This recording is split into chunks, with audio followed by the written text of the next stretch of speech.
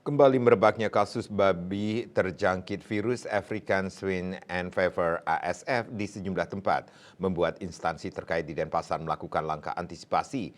Meski saat ini kasus ini belum menyerang babi di Denpasar, salah satu upaya yang dilakukan yakni menyemprotkan desinfektan pada kandang.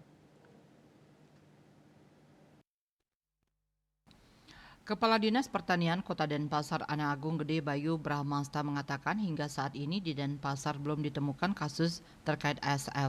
Sebagai upaya antisipasi, pihaknya telah melakukan penyemprotan disinfektan secara rutin ke kandang-kandang babi.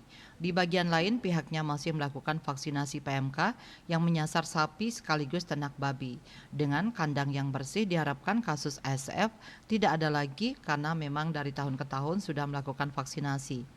Selain penyemprotan disinfektan, Pemkot Denpasar juga melakukan sosialisasi kepada para peternak untuk menjaga kebersihan kandang, seperti tidak sembarangan masuk ke area kandang atau membersihkan diri sebelum masuk kandang.